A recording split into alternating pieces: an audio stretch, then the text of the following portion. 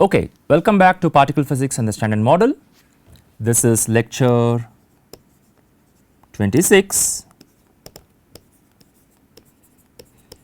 and as you can see here, in the previous lecture we constructed the Dirac equation, which is the equation of motion for spin half states, correct?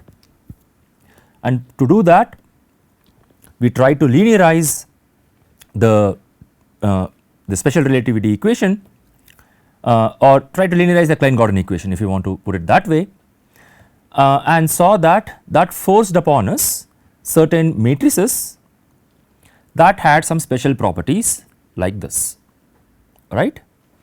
And there were any number of bases that you could have chosen for these matrices, and we are going to work in the wild basis.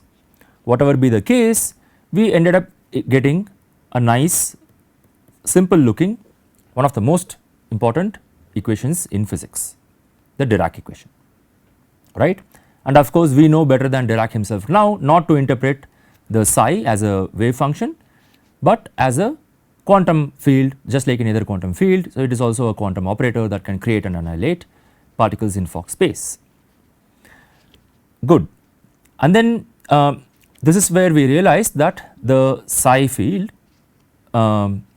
should be written as a 4 element column matrix, because the gamma matrices, the smallest set of gamma matrices that work to satisfy these conditions are 4 by 4. So since I am hitting it with the gamma matrix, I need it to be a 4 element column matrix. And then I promised you that certain structures that we see here, like the fact that they break up into 2 by 2 blocks, and then they remind you of quantum mechanics spinors, they all come from Lorentz invariance, right. So from this lecture onward we are going to see how all this comes about, and to get there let us first, what do we do after we write down the equation of motion? We solve that equation, right. So let us first solve the Dirac equation and see what physical meaning we can infer from the solution, okay.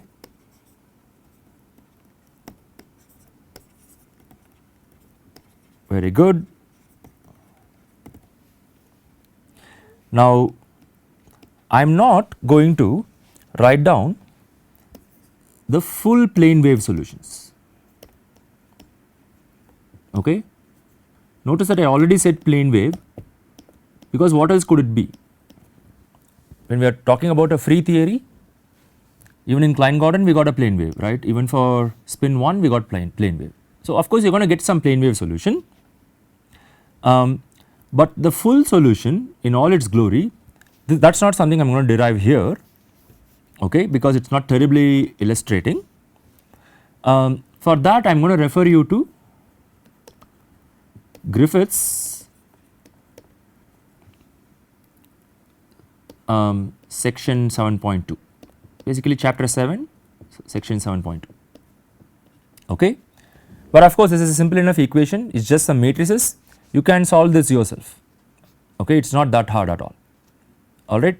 Maybe you can use some code like Mathematica to help you see how the solution comes about, but you can solve it yourself, okay.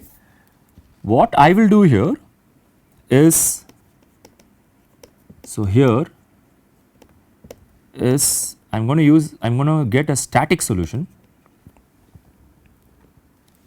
What that means is I am going to get a solution in this frame, okay, where the 3 momentum is 0. What does that mean? What should I do here in this equation? How should I write the Dirac equation? I should just get rid of the spatial components, that is it. So I am just going to write the Dirac equation as, in this frame, just the 0th component, okay. So what is the solution? Do not forget that psi is a 4 cross 1 matrix, okay. So with that in mind I am going to just write a solution like this, and I hope you will agree. This comes about again from the fact that the gamma 0 can be broken down into 2 by 2 blocks, gamma 0 is 1, the one is here and the other one is here, okay. So that I can now write the solution in terms of the psi A and the psi B, okay. They both are what? 2 cross 1, 2 cross 1 matrices, right. So that I get a totally a 4 cross 1 matrix. So, let me put it this way, actually let me still keep writing equations as opposed to the solution right away. Once I recognize that I can write psi like this, it makes life a bit simpler.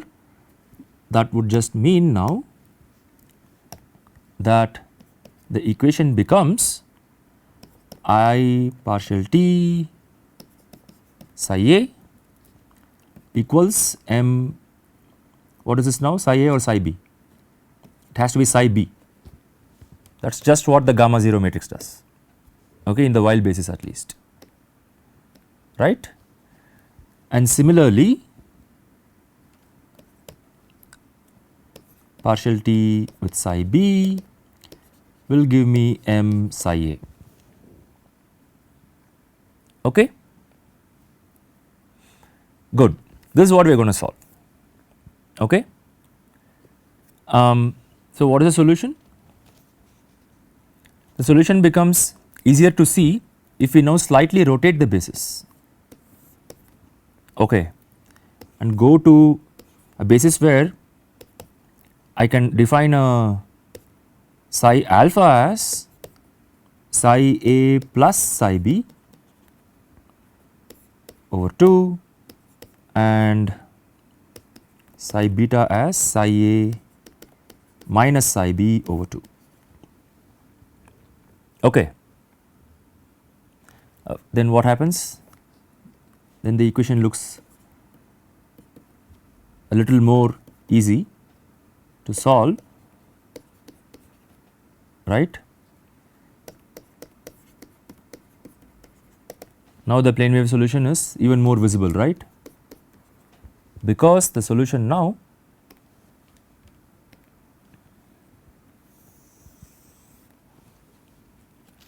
looks like this.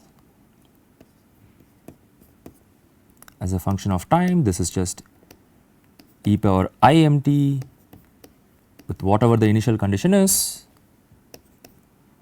and the other one is e power minus, because that equation had a minus on the on one of the sides, right. Okay, that is the solution, okay. Now again let me point out, just written this way, right, this looks like a solution with a negative energy state, looks like a state with negative energy. That is absolutely not what you should do. You should not interpret this, okay. So this is not a quantum state, it is not a quantum state as such, evolving as e power minus E t over h bar, okay. That is not what it is, it is not a state, okay. This is the operator actually, right, okay. Then you will not go wrong, just antiparticles with positive energy, okay. So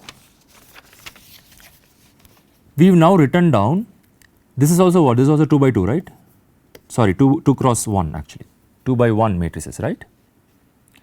So we have written all these matrix solutions now, right, 2 cross 1 matrices, everything is working out well, but it is still not clear what these things really are physically. A 4 vector we understand, right, 4 vectors arise in relativity, and people say that 4 vectors are defined as objects that transform as 4 vectors, right.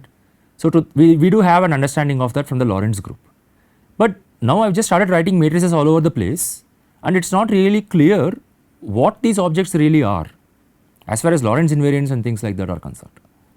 correct. So, what really are these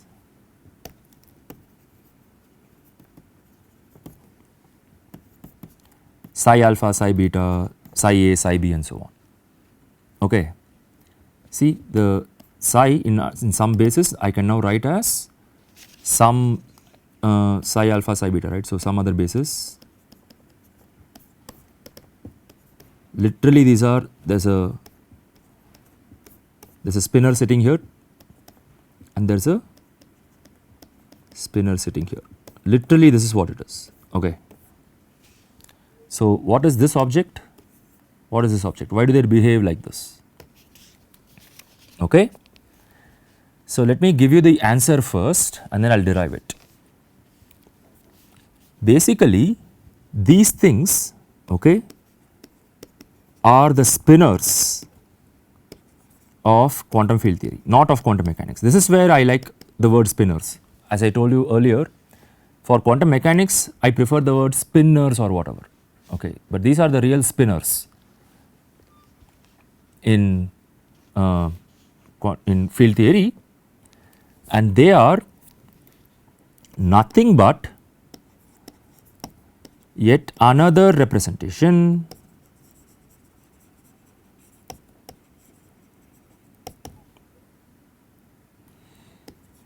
of the Lorentz group. Okay, absolutely nothing but yet another representation. We have already seen two representations, scalars and vectors, 4 vectors. We are going to see now that this is nothing but yet another representation, and this is the most important representation. Okay, I am going to objectively say this is the most important representation. Why? Because we are made of fermions, right.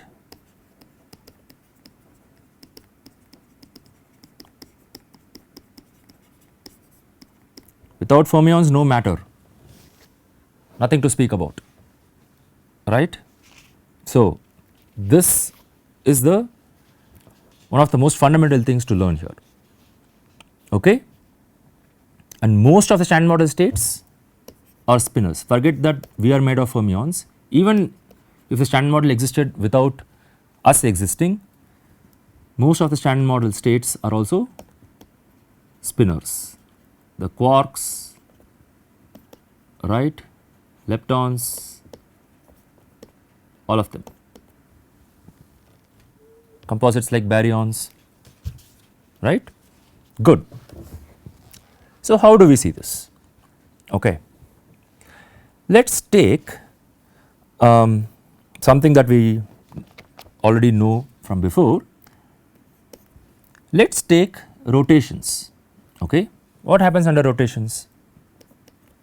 I am changing my coordinates like this, right. I can put an r, but I am going to just use lambdas. I am going to start using lambda right away. I am going to call these or if you want I can preserve the index.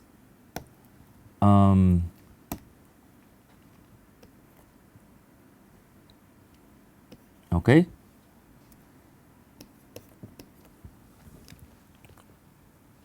Okay, where the lambda here, right, because this is a rotation in the yz plane, I am going to write a rotation in the yz plane, okay, so that I can call the rotation angle some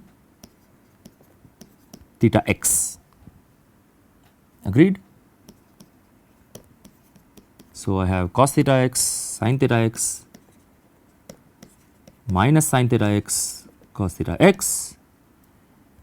Anything else I have not written is to be, it should be taken as a 0, okay. And of course, other rotations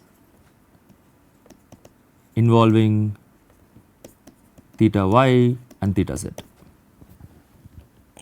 okay. Good. Does this form part of the Lorentz group?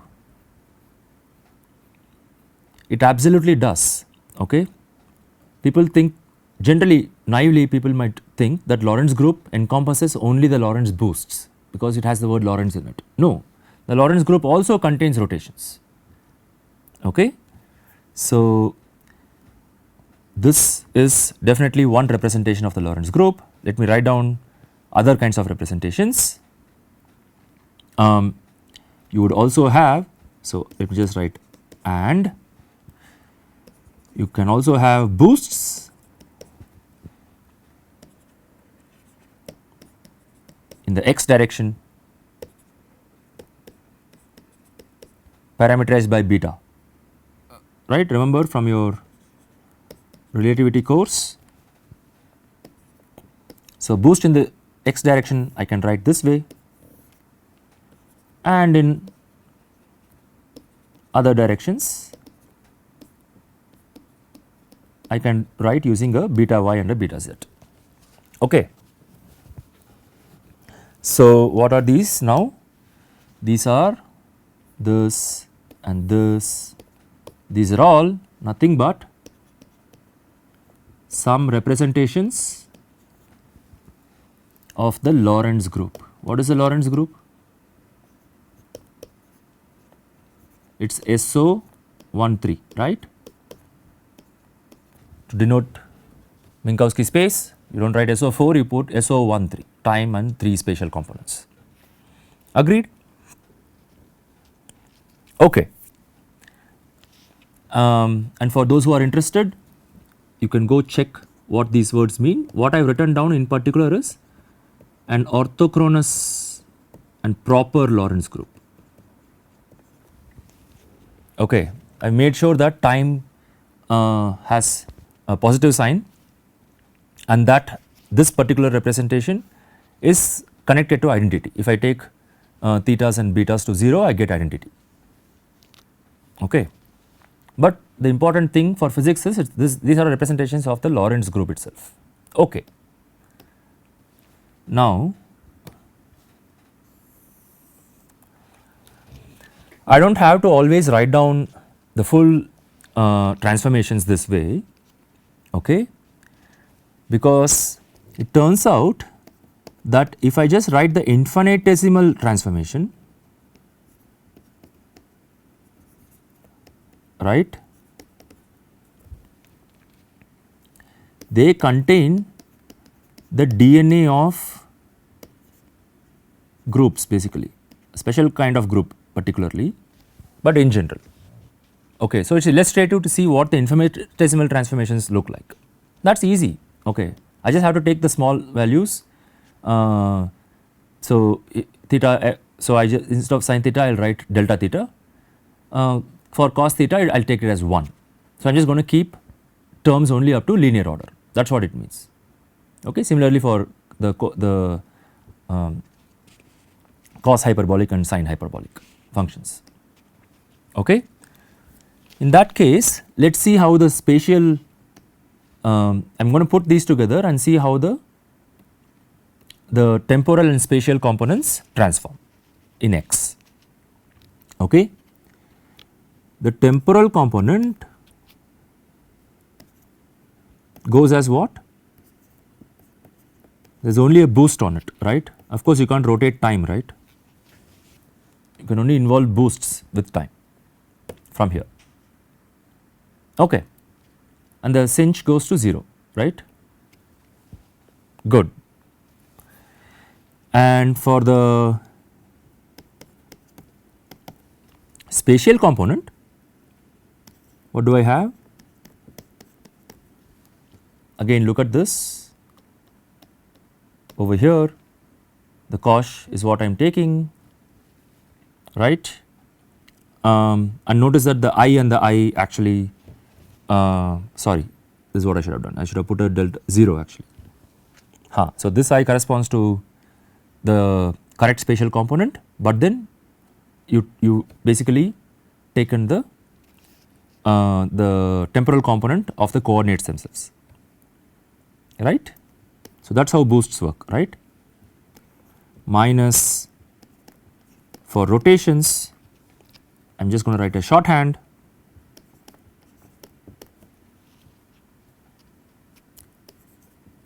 where I have this. Okay. Agreed? Now there is something I have used here already implicitly. I have used the Einstein convention for summing over repeated index. So Einstein summation, right. So whenever you see repeated indices j and k, they are summed over basically, okay, so that we do not have to keep writing the summation sign, right. Probably Einstein's most important contribution to theoretical physics. He figured that when people look at repeating indices, they will know how to, they will know that you have to sum over them, so just drop the sigma sign. Okay. So together I can now write these two equations in one shot like this, right. I have a delta x mu, I am going to write it in a slightly odd manner, but bear with me, you will see that this turns out to be the most useful way to write it. Okay. First I am going to pull out an I, and then I am going to say that there is, this I is different, okay, this is an index. For the spatial components I have delta theta I, which I am going to hit with a matrix, okay, to represent these rotations, okay, and of course I am going to put the Lorentz index on the matrix, okay, plus k I, again I am going to put the Lorentz index on this matrix, the Lorentz indices, then I have a delta beta I, alright. So this summation works for both of these, okay. And finally of course I am transforming the coordinates, right. So I have x nu, okay. So from here and these matrices and writing this way, you can guess what the ji's and the ki's are at this point. The ji's, let me just write a j1 first. The j1 is nothing but, there is another I now thankfully, because this I and this I will cancel and you get a real number like you have up here. How did the j1 look like? There are two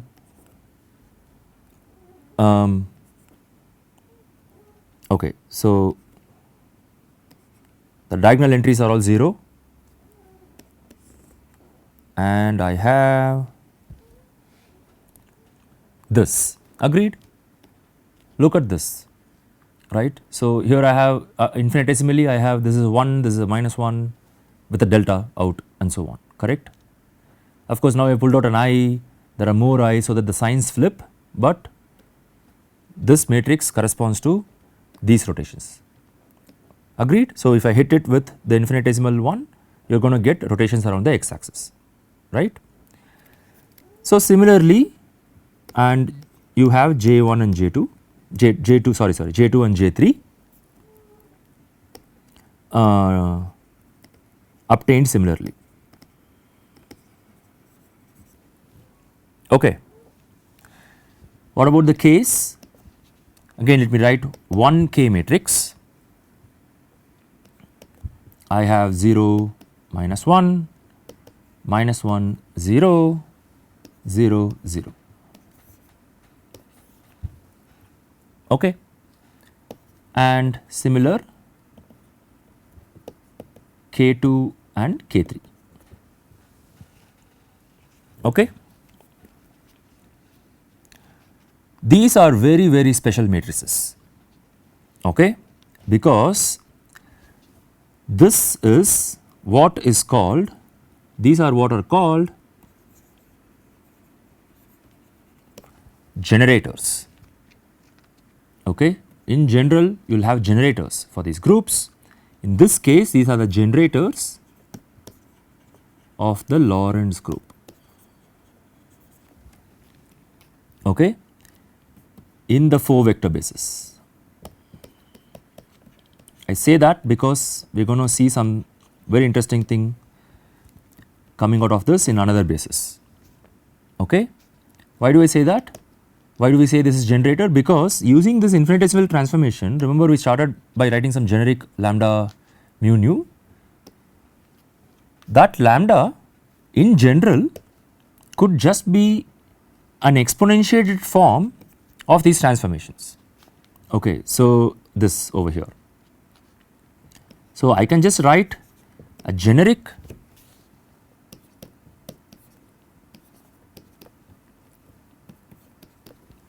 um, 4 by 4 Lorentz transformation matrix as an exponentiated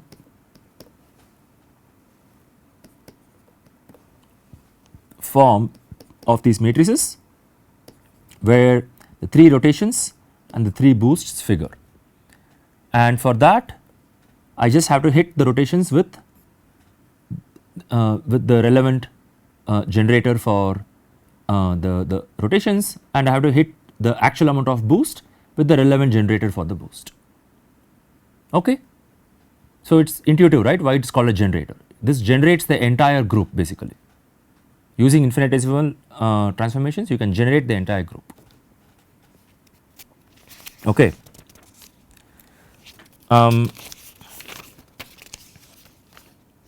Good. So the Lorentz group actually falls into one particular classification of groups because of this property. This is what we call a Lie group. Okay. The Lorentz group is an example of the Lie group. So what is a Lie group? It just means, for the purpose of this course, you have infinite elements, right. Obviously you have infinite elements here, you can write down any number of 4 vectors, but only finite number of generators. In this case how many? Just 4, sorry, just 6, right. 6 for Lorentz, 3 boosts and 3 rotations, right. Okay. Now closely related to the Lie group is something called a Lie algebra. It is not the most important thing, but it helps us organize our thoughts on groups and representations and so on. So let me just say it, okay, and that will wrap up today's lecture. But notice that you can actually add and multiply the Ji's and the Ki's, right, correct. In other words, the generators are in, they are not in a group really, but they are in an algebra. Agreed?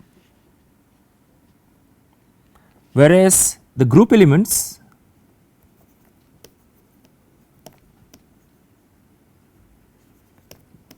right, you can only multiply them when you want to do these transformations and so on, right. So the group elements are these, right. So they are in a group basically, obviously, right. So this gives rise to the notion of, since you have the generators being in an actual algebra, this gives rise to the notion of a Lie algebra.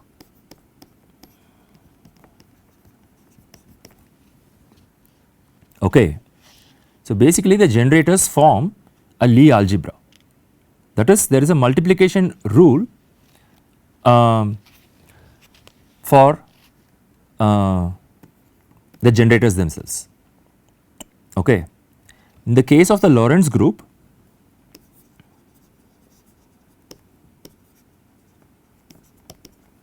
I am just going to write Lorentz group's Lie algebra, you can also call it Lorentz algebra. It looks like this. This is the algebra that the generators themselves live in, satisfy. The rotations go like this. Of course, you are familiar with that, right? But what about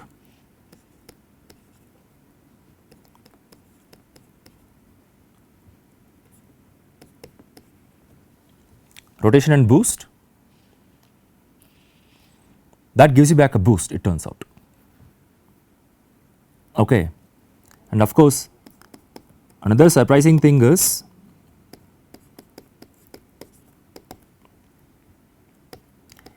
if you take the commutator of two boosts, right, you actually get the rotation generated. Okay. So, the first one is not surprising, but the other two look a bit surprising, right. So, this has to do with things that you might have learned in special relativity, things like let me just write the words here, go back and look at it, Thomas precession and so on, okay. And go look this up.